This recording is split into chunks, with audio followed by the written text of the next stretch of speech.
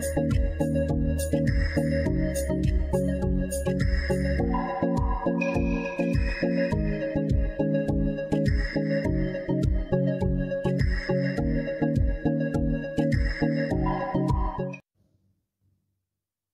kawan-kawan, kita kembali ke pembahasan tentang hasta aksara. Tentu saja yang saya pakai adalah hasta aksara versi selatan yang telah saya sesuaikan untuk orang yang lahir di bumi belahan selatan. Tapi untuk orang yang lahir di bumi belahan utara, tetap kita akan pakai hasta aksara yang normal, yang tidak dikotak-atik. Jadi ini hanya adalah suatu penyesuaian. Dan kali ini kita angkat si Gibran. Oke, supaya bisa menjelaskan dengan baik, maka saya keluarkan dia punya catnya, Berikut penjelasannya. Tentu saja masih dalam bahasa Mandarin, karena dasarnya memang Mandarin. Ngomong tentang Mandarin, ada yang mengatakan bahwa belajar hasta-aksara atau pazi harus menguasai Mandarin. Ada yang menanyakan pada saya, apakah itu betul? Sesungguhnya, Anda yang tidak menguasai bahasa Mandarin pun, yang penting adalah dapat guru yang benar, tetap bisa menguasainya dengan baik. Tetapi, memang ada kelemahannya. Karena apa? Karena masing-masing huruf Mandarin, itu ada pengertian yang tersemak, yang tersembunyi di dalam huruf tersebut. Contoh, segala sesuatu yang dilakukan dengan tangan, yaitu kata kerja. Kata kerja. Dia selalu ada unsur tangan, ada unsur kaki di dalam huruf tersebut. Semua yang ada hubungan dengan panas, ada unsur api di dalam huruf tersebut. Demikian juga semuanya yang ada hubungan dengan air, ada unsur airnya. Semua yang ada hubungan dengan pohon, ada unsur pohonnya, terutama yang pohon kecil juga ada cauzitonya. Jadi, kalau mengerti hurufnya, tentu lebih baik. Tetapi, apabila tidak mengerti hurufnya pun, tidak ada masalah. Tetapi, tentu saja harus menghafal beberapa huruf yang kita pakai sebagai konstanta. Jadi ini sama dengan konstanta. Sama dengan di dalam dunia matematika, fisika itu ada alfa, beta, theta, dan lain-lain. Sama. Kita kembali kepada tanggal lahirnya wakil presiden yang akan datang. Sekarang belum ya. Jadi akan datang udah pasti. Jadi pada waktu anak beliau ini lahir, anaknya lahir, ketika itu dia masih rakyat biasa, dia masih pengusaha, dia belum menjadi wali kota Solo. Waktu itu anak pertamanya lahir, saya ada tulis tanggal lahir anak beliau ini di waktu itu kalau nggak salah dimuat oleh Tribun online ada, dan saya mengatakan bahwa anaknya ini nanti akan menjadi pejabat. Anaknya akan menjadi pejabat. Engkongnya kan udah pejabat, kakeknya Pak Jokowi. Bapaknya waktu itu belum. Udah lama kemudian bapaknya jadi pejabat. Jadi tanggal lahir seseorang itu memang bisa kelihatan sesuatu yang belum terjadi. Ya. Oke, kita kembali kepada sini bahwa tanggal lahir ini diwakili oleh huruf air kecil. Orang yang mewakili orang air kecil pada umumnya adalah orang yang relatif tenang, ya, agak tenang, agak tenang tapi teliti. Ya, itu yang hebat. Tenang tetapi teliti. Ya. Tenang sama teliti satu paket kayak. Kadang-kadang orang mengatakan itu satu paket. Tapi saya pernah melihat juga orang yang memiliki reaksi yang cepat dan semangat yang membara, tapi ketelitiannya juga luar biasa. Ada orang seperti itu, ya. Tapi kebanyakan adalah orang yang teliti adalah orang yang tenang-tenang, ya. Ini orang kayaknya kalau kita mau melihat dia senyum ini juga kayaknya bisa dihitung, ya. Dia jarang senyum punya. Memang tenang sekali orangnya. Jadi komposisi tanggal lahir seperti ini adalah suatu komposisi yang bisa mendapatkan harta yang besar. Ya. Adalah orang yang bisa bisnis. Ya. Dari muda-muda dia sudah bisnis. Ya. Sebagai tambahan bahwa huruf ini suka kepada huruf ini karena itu di periode ini dia sudah mulai berbisnis.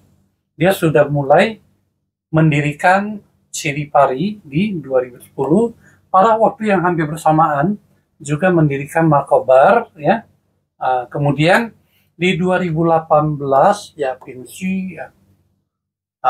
Jadi huruf ini keluar, kemudian memiliki perusahaan EPPS, ya.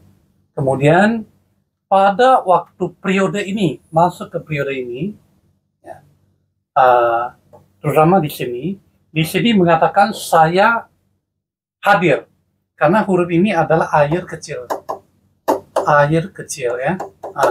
Ketika di sini adalah air kecil, mengatakan saya hadir, saya siap untuk menangani sesuatu. Ya, jadi pada periode ini tahun 2020 ya didukung oleh partai PDIP, kemudian menjadi wali kota Solo. Ya. Sama ya, selalu mengatakan waktu saya hadir. Tapi persyaratan pertama adalah dia punya sistem dasarnya itu harus ada gambaran bahwa orang ini bisa menjadi seorang pemimpin. Jadi kepemimpinan itu ditunjukkan oleh dua huruf ini, ya. Kemudian oleh huruf ini dan huruf ini. Itu adalah simbol kepemimpinan. Ya. Tentu saja saya tidak menerangkan dengan sangat detail karena kalau saya ngomong terlalu teknis, nggak ada yang paham. malah bingung. Jadi saya hanya menerangkan supaya bisa dipahami aja, ya. Jadi sistem dasar itu sudah ada informasi bahwa aku adalah seorang pemimpin. Nah, ketika huruf yang mewakili dia itu hadir, maka dia akan keluar sebagai pemimpin. Ya, karena di sini sudah masuk, karena itu ketika kemari, ya, ini berarti ada di sini. Ya, berarti dua huruf ini bercerita, ya. Ini apa? Ini adalah pikiran, ya, pemikiran. Huruf di sini ini adalah posisi negara. Huruf di sini adalah posisi perusahaan atau sebuah birokrasi atau sebuah posisi di dalam pemerintahan. Jadi dia bisa menyumbangkan buah pikirannya, pemikiran-pemikirannya di untuk negara, inilah yang dia muncul pada saat ini. Ya. Oke. Jadi tahun 2023, coba lihat, huruf ini muncul ya, huruf ini muncul. Nah, huruf ini juga muncul. Ya, jadi ajaib sekali. Kita lihat ya, huruf ini beliau. Jadi di 2023 muncul. Huruf ini adalah buah pikiran yang disemangkan untuk negara. Muncul di 2023 ya. Secara ajaib. Sebelumnya tuh belum ada persiapan untuk itu.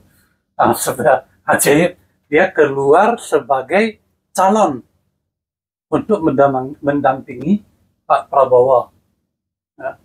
Jadi sebetulnya menurut cerita, anak ini sudah dimintakan oleh Pak Prabowo berkali-kali ya, untuk mendampingi beliau, tapi ditolak berkali-kali pula oleh Pak Jokowi, dan akhirnya terakhir baru disetujui ya, baru disetujui. Nah, itu ada cerita lain lagi lah. Ceritanya panjang, Anda bisa dapat dari sumber yang lain. Ya, saya tidak mengulangnya di sini. Ya. Jadi dari sini kita tahu bahwa sebuah tanda lahir kapan bisa berhasil keluar sebagai apa itu sudah tertera. Itu tidak terjadi begitu aja.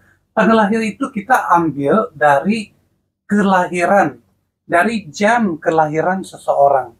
Jadi tahun berapa, bulan berapa, hari apa atau tanggal berapa, plus jam berapa ketika seseorang itu lahir, dicatat, kemudian diterjemahkan menjadi 4 buah pilar atau 8 buah huruf yang kita sebut dengan hasta aksara. Di situ kita bisa menggali banyak sekali informasi apapun yang ada hubungan dengan orang tersebut dari format hasta aksaranya. Jadi ini adalah sebuah ya, sebuah pemikiran, sebuah hasil yang luar biasa yang diramu oleh orang Tiongkok kuno. Ya, orang Tiongkok kuno. Jadi orang Tiongkok kuno itu sebenarnya banyak sekali menghasilkan ini dan itu banyak. Dan beruntung karena budaya China itu termasuk budaya tertua yang bisa dipertahankan dari dahulu sampai dengan saat ini. Satu-satunya budaya yang tertahan sampai dengan saat ini. Maka kita bisa ya memperoleh ya, mereka punya kecerdasannya. Ya. Baik, pembahasan kita kali ini sampai di sini. Sampai jumpa. Bye-bye.